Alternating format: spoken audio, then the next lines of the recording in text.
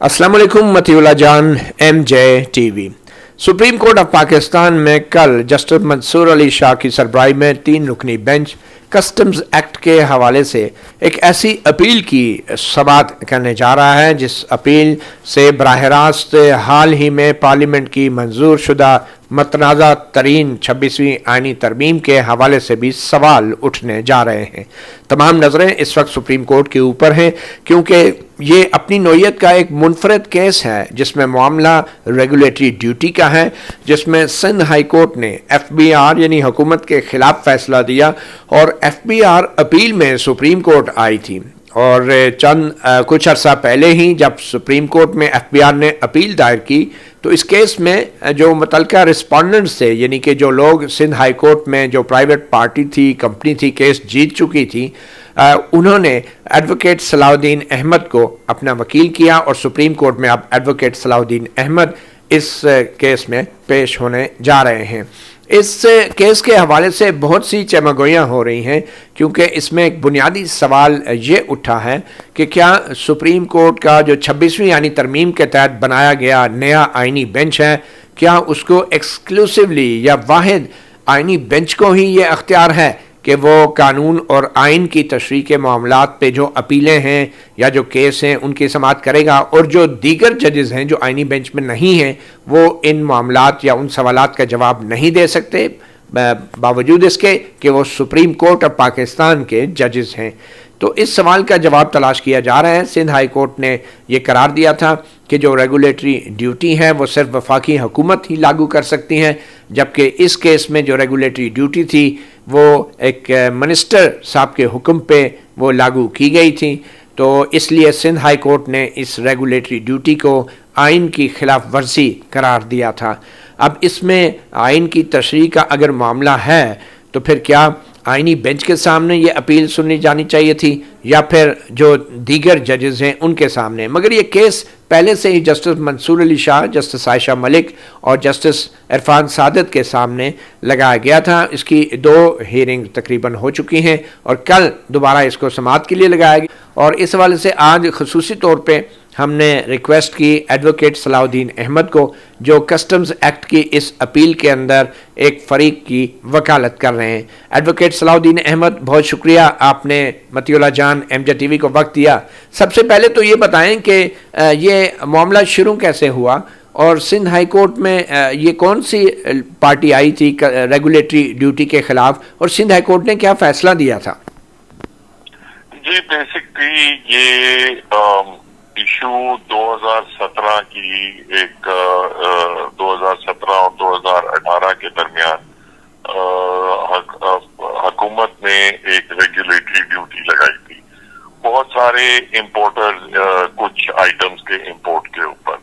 बहुत सारे इम्पोर्टर्स ने उसके खिलाफ पिटीशन दायर की थी सिंध हाई कोर्ट में, जिसमें उन्होंने कहा था कि ये जो हुकूमत की तरफ से ड्यूटी लगाई गई है ये सिर्फ मिनिस्टर साहब और FBR के कहने पे लगाई गई है, इसमें काबीना का इसमें फैसला शामिल नहीं है।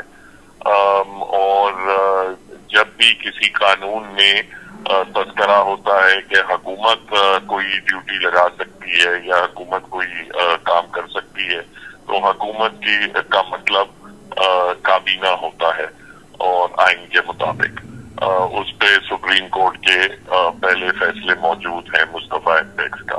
तो सिंध हाई कोर्ट ने वो जो रेगुलेटरी ड्यूटी की लेवी थी वो उन्होंने उसको कालाअदम करार दिया और उसको स्ट्राइक डाउन कर दिया।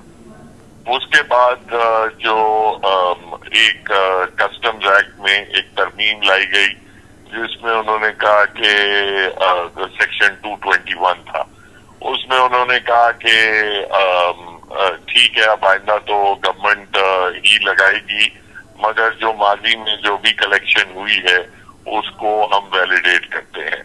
वो चीज दोबारा सिंध हाई कोर्ट में उसमें 2019 में पिटिशनें हुई इंपोर्टर्स की तरफ से कि उन्होंने कहा कि अगर अमल पहले गैर आईनी था तो बाद में उसको आइन में तब्दीली लाए बगैर वैलिडेट नहीं किया जा सकता।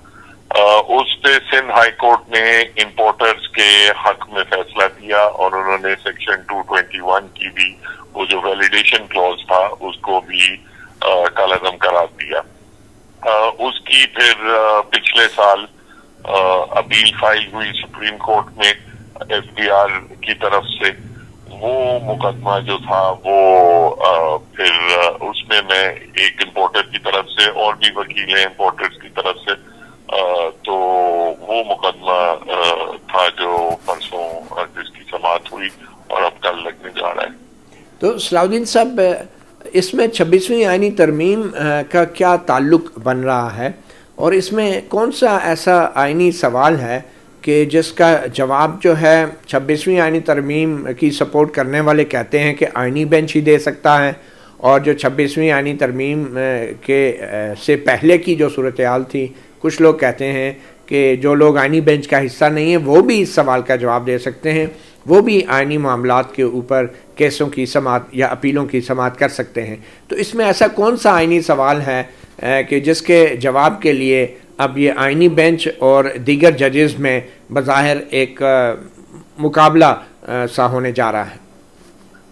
اس میں چونکہ سندھ ہائی کورٹ نے سیکشن 221 کسٹمز ایکٹ کی اس کو کالعدم آئین کے سے کی خلاف ورزی کی وجہ سے کالعدم قرار دیا تھا کہ آئین میں چونکہ آئین کی جو تشریح کی گئی ہے اس میں گورنمنٹ کا مطلب کابینہ ہے, تو اس آئینی تشریح کے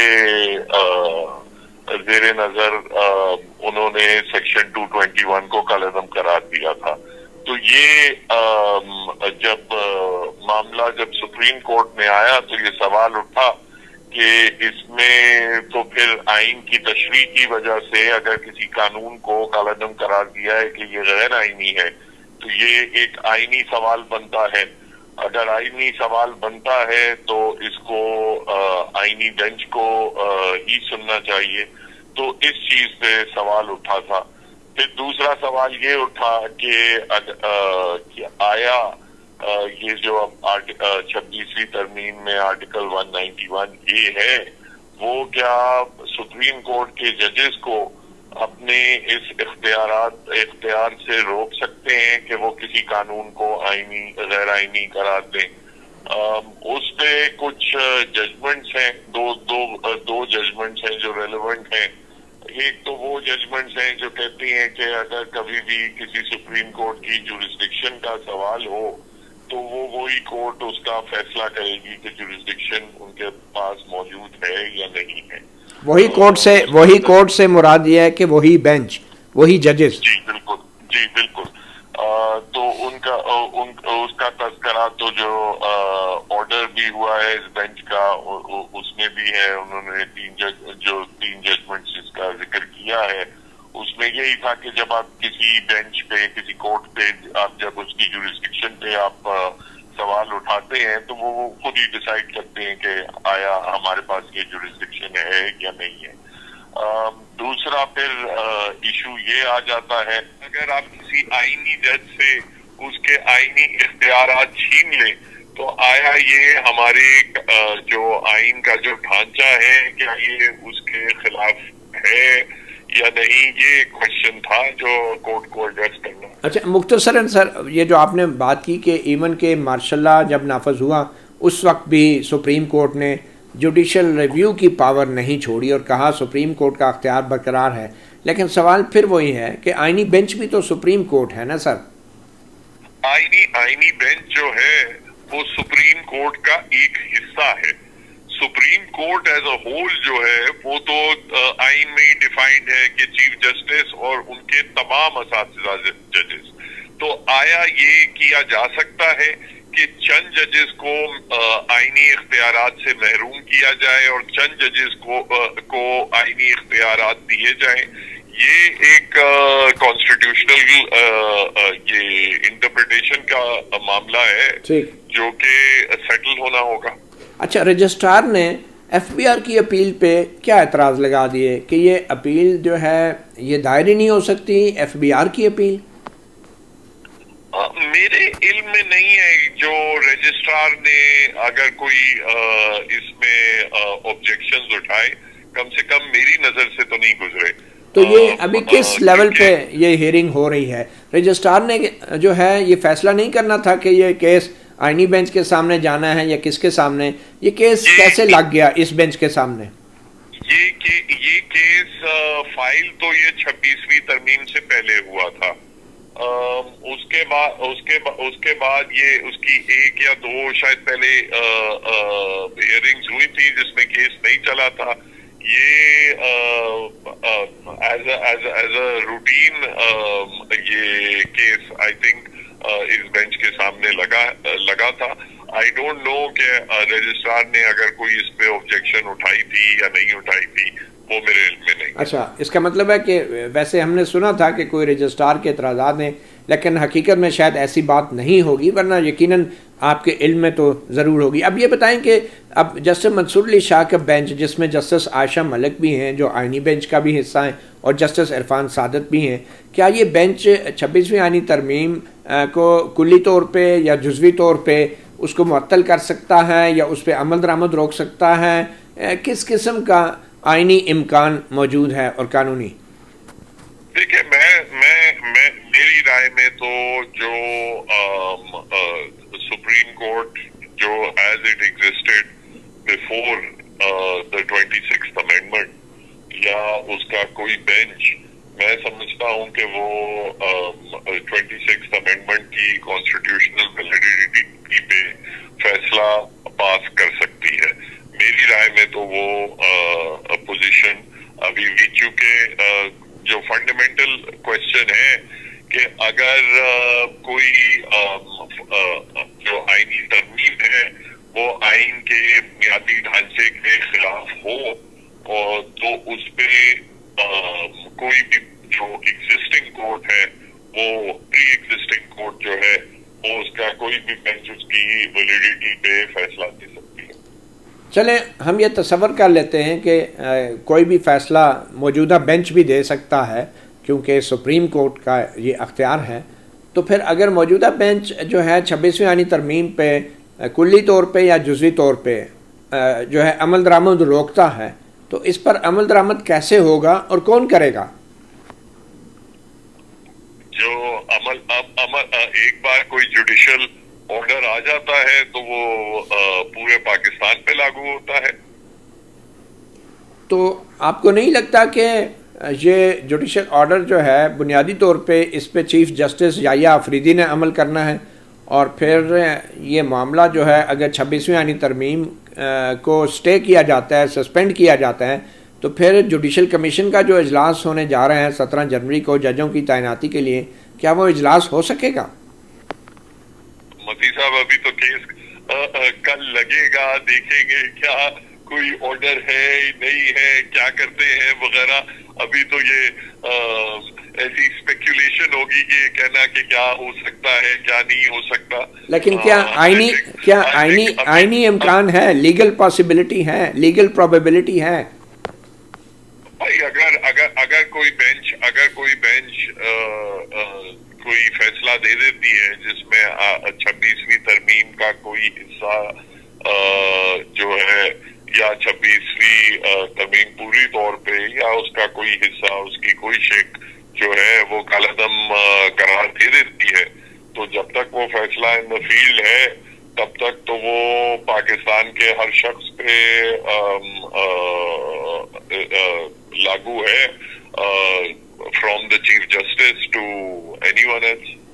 تو اس کے خلاف پھر نظر ثانی ہوگی نا، پھر اپیل بھی نہیں ہوگی، اور نظر ثانی تو پرانے آئین کے مطابق وہی ججز کرتے ہیں، وہی بینچ سنتا ہے. جی بالکل بالکل. تو آپ کو لگ رہا ہے کہ یہ سجاد علی شاہ والا ایک بحران بھی پیدا ہو سکتا ہے جس میں 2 سپریم کورٹ بن گئی تھی، ایک بینچ ایک آرڈر دیتا تھا، دوسرا بینچ دوسرا آرڈر دیتا تھا، اور پھر سو موٹو کا اختیار بھی آئینی بینچ کہتا ہے اس کے پاس موجود ہے. تو کیا وہ اس فیصلے کا کوئی سو موٹو نوٹس بھی لے سکتا ہے آئینی بینچ، جو یہ 3 ججوں کا بینچ کرے گا، اور اس کو سو موٹو اپیل میں بھی لگا سکتا ہے؟ اگین ابھی میں ان اسپیکولیٹو چیزوں میں نہیں پڑنا چاہتا کہ کیا آگے ہو سکتا ہے کیا نہیں ہو سکتا. ابھی تو صرف ایک کوشچن فریم ہوا ہے. ان چیزوں پہ میں اپنا پوائنٹ آف ویو بطور وکیل وہ سامنے دوں گا. باقی پھر دیکھتے ہیں کیا ہوتا ہے. چلیں، بہت شکریہ ایڈوکیٹ صلاح الدین احمد. کل دیکھتے ہیں کیا ہوتا ہے، دیکھتے ہیں آپ کیا دلائل دیتے ہیں، اور دیکھتے ہیں کہ جسٹس منصور علی شاہ جو ہیں وہ کیسے سماعت کو آگے بڑھاتے ہیں. یقیناً اس میں اٹارنی جنرل کو تو نوٹس دینا ہوگا. کیا کہتے ہیں آپ؟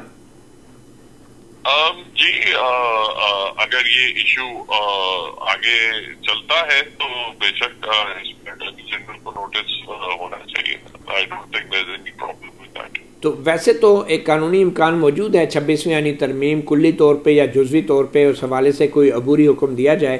تو آپ بھی بطور فریق یہ عدالت سے، سپریم کورٹ سے استدعا کر رہے ہیں کہ جب تک اس قانونی اور آئینی سوال کا جواب نہیں ملتا تو کیا یہ آپ کی بھی استدعا ہے کہ 26ویں آئینی ترمیم کو کلی طور پہ یا جزوی طور پہ معطل کیا جائے؟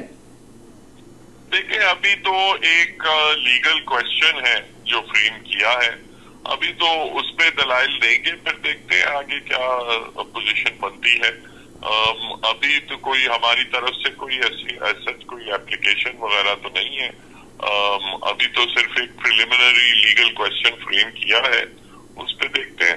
اچھا، تھوڑی دیر سے ایڈوکیٹ صلاح الدین صاحب تھوڑی دیر کے لیے اس کیس سے باہر نکل کے ہم دیکھیں تو بطور سابق صدر سندھ ہائی کورٹ بار بھی آپ نے ایک 26ویں آئینی ترمیم سے متعلق دوسرے سینئر وکلاء اور سابق صدور سپریم کورٹ بار ایسوسی ایشن کے ساتھ مل کر خط کے ذریعے ایک پوزیشن لے رکھی ہے.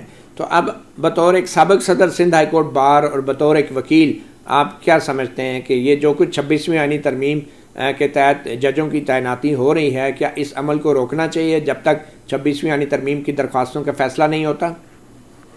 دیکھیں، میں تو سمجھتا ہوں جہاں تک ججز کی تقرری کا معاملہ ہے اس پہ میری ذاتی رائے تو یہی ہے کہ ججز کی تقرری جو ہے وہ ابھی فوری طور پہ نہیں کرنی چاہیے.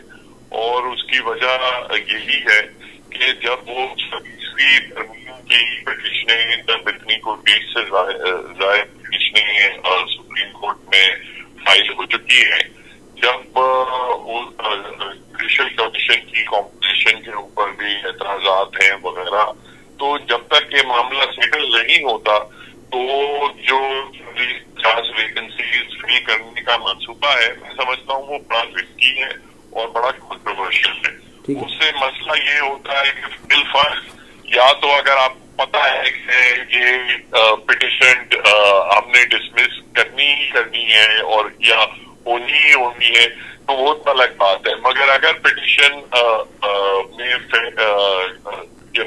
سن کے ہو سکتا ہے پٹیشن الاؤ ہو سکتا ہے پٹیشن ڈسمس ہو، تو اس صورت میں آپ اگر 40-50 ہائی کورٹ کے ججز آپ بھرتی کر دیتے ہیں اور بالفرض فیصلہ آ جاتا ہے کہ یہ 26ویں ترمیم کا کو اسٹرائک ڈاؤن کیا جاتا ہے یا اس کا کوئی حصہ اسٹرائک ڈاؤن کیا جاتا ہے، تو پھر ان ججز کے ساتھ کیا ہوگا؟ جن لوگوں کو آپ نے لیگل پریکٹس سے نکال کے آپ نے ہائی کورٹس میں اپوائنٹ کیا ہے، آپ ان کو واپس بھیجیں گے. It will create so many controversies and it will be very unfair on the people who have been appointed as well. So I think priority میری نظر میں تو یہ ہونی چاہیے کہ پہلے 26ویں ترمیم کا ون وے اور دی ادر فیصلہ کریں، اس کے بعد اس کے تحت کوئی مزید اپوائنٹمنٹس کرنی ہے وغیرہ تو اس کی طرف جائیں.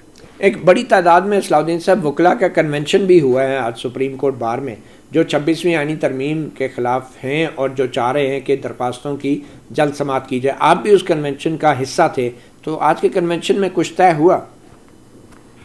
جی، اس میں ایک اس ایشو پہ تو ہم آہنگی تھی اور سب نے یہی رائے دی کہ جب تک یہ 26ویں ترمیم کا فیصلہ نہیں ہوتا تب تک یہ نئی اپوائنٹمنٹ سے گریز کرنا چاہیے.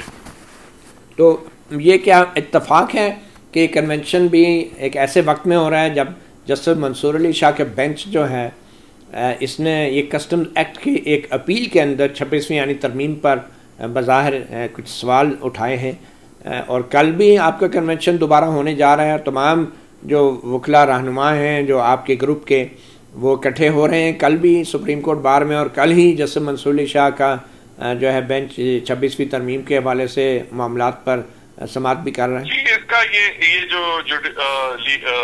لائرز ایکشن کمیٹی کا جو اجلاس تھا وہ تو پہلے ہی ڈیسائیڈڈ تھا، اس کا اس سے کوئی براہ راست تعلق نہیں ہے۔ اس کا تعلق بیسکلی کیونکہ جوڈیشل کمیشن کی میٹنگ، پہلی جو میٹنگ ہے اسلام آباد ہائی کورٹ اور بلوچستان ہائی کورٹ کی، وہ 17 تاریخ کو منعقد کی گئی تھی، تو اس حوالے سے تھا کہ 17 تاریخ سے پہلے یہ کنونشن کال کیا جائے، تو اس میں جو بھی الیکٹڈ نمائندے تھے انہوں نے حصہ لیا اس میں، اور جو دیگر جو بار میں ایکٹیو رہتے ہیں انہوں نے اس میں حصہ لیا۔ تو وہ بیسکلی یہ جو جوڈیشل کمیشن سے ان کا تعلق تھا، اس کیس سے ڈائریکٹلی کوئی تعلق نہیں تھا۔ بہرحال کل بھی آپ کے وکلا رہنماؤں کی میٹنگ ہو رہی ہے، کنونشن جاری ہے ابھی؟ اس میں کل بیسکلی جو آج فیصلے لیے گئے ہیں وہ کل بطور ایک پریس کانفرنس کے وہ اناؤنس کیے جائیں گے۔ کنونشن میں تو جو 5 یا 6 جو ایشوز تھے جن پہ ریزالو کیا گیا وہ بیسکلی اناؤنس کیے جائیں گے پریس کانفرنس میں۔ اچھا، آخر میں صلاح الدین صاحب، سپریم کورٹ کی طرف سے یہ کہا گیا تھا کہ جنوری کے دوسرے ہفتے میں 26ویں یعنی ترمیم کے کیسز بھی لگائے جائیں گے، تو کوئی اطلاع ہے، کوئی نوٹس آیا ہے آپ میں سے کسی کو جو پٹیشنر ہیں 26ویں یعنی ترمیم کے خلاف؟ کوئی اطلاع ہے؟ نہیں، کوئی اطلاع نہیں ہے۔ بہت شکریہ ایڈوکیٹ صلاح الدین احمد۔ ہم بات کر رہے تھے ایک معمول کے کسٹمز ایکٹ کے حوالے سے اپیل کی جو سپریم کورٹ میں جسٹس منصور علی شاہ، جسٹس عائشہ ملک اور جسٹس عرفان سعادت کے 3 رکنی بینچ کے سامنے آئی، اور اس کیس میں اب سوال اٹھ گیا ہے کہ 26ویں یعنی ترمیم کے تحت جو آئینی بینچ بنایا گیا ہے، اور یہ بظاہر کہا گیا ہے کہ صرف وہی آئین کے معاملات کو سن سکتا ہے، کیا یہ آئینی طور پہ اس کی اجازت ہے یا نہیں؟